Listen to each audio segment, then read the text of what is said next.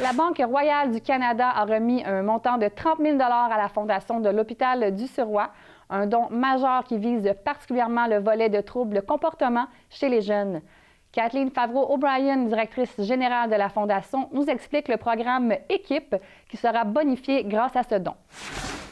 Vous avez reçu récemment un don assez généreux de la Banque royale du Canada, un 30 000 Exactement, donc un très généreux don de 30 000 qui servira principalement à un projet vraiment très précis au niveau de la santé mentale jeunesse. Donc, ce sont des groupes de discussion, des groupes de solutions de parents, formés de parents, encadrés par des intervenants. Des parents dont les enfants sont en attente d'une prise en charge de façon plus permanente par le CISMO. Donc, on parle de différents troubles du comportement, des enfants atteints de troubles du spectre de l'autisme, des TDAH et autres choses également.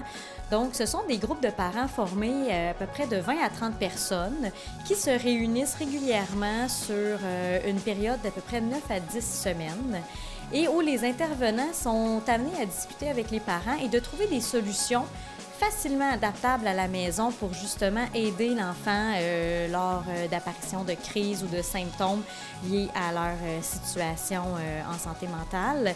Puis, c'est des solutions qui sont vraiment trouvées en lien avec les valeurs des parents.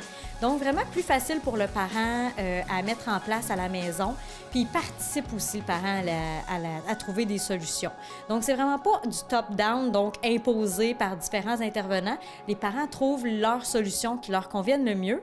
Pendant ce temps-là, bien, ont la chance de le mettre en pratique à la maison. Et la semaine après ou 2 semaines après, quand ils se retrouvent encore en groupe d'échange, peuvent dire, bien, moi, j'ai essayé ça, ça a marché, ça n'a pas marché.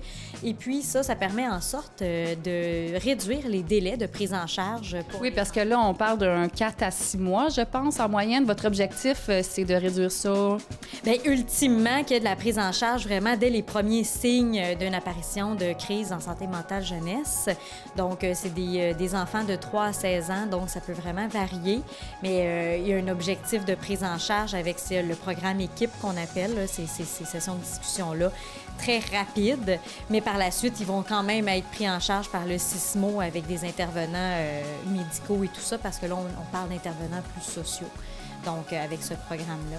Donc, on est très content que ce 30 000-là reçu de RBC serve au profit des jeunes atteints de différents stades de santé mentale jeunesse. Le don permettra, le programme existe déjà, donc le 30 000 servira à bonifier les outils qui sont donnés aux parents, aussi offrir le repas durant les ateliers pour justement inciter les familles à se joindre à ce programme-là, et également la création d'un service de garde durant les ateliers qui pouvait freiner des fois certains parents parce qu'il n'y avait pas de gardienne à la maison ou il y avait un coût relié au gardiennage. Donc là, vraiment un service de garde durant les ateliers. Donc les enfants vont s'amuser pendant que les parents vont venir échanger. Donc, l'objectif de RBC, c'était vraiment de viser les jeunes, si je comprends bien? Oui, tout à fait. Donc, de viser les jeunes, mais encore plus précis que ça, un programme en santé mentale jeunesse chez les 0-12 ans. Puis, est-ce que vous savez s'il y a eu une augmentation au cours des dernières années? Je sais que c'est beaucoup dans les médias, les TDAH, des choses comme ça. Est-ce que vous aviez remarqué, vous, à l'hôpital ici, dans vos services, une augmentation? Je pourrais pas nécessairement quantifier cette hausse-là, mais par exemple, effectivement, le nombre de diagnostics pour différents niveaux de problématiques liées à la santé mentale jeunesse, oui, effectivement, ont augmenté parce que le nombre de diagnostics officiels a augmenté également. Donc, effectivement, il y a une hausse qui a été marquée, principalement dans des territoires peut-être un petit peu plus défavorisés à travers la région du Sirois. Donc, en conclusion, on peut dire que ce don-là va vraiment aider les familles de la région? Oui, tout à fait. Donc, un peu comme notre slogan le dit depuis quelques mois, la Fondation de l'Hôpital du Sirois a pour mission de changer le monde, un don à la fois.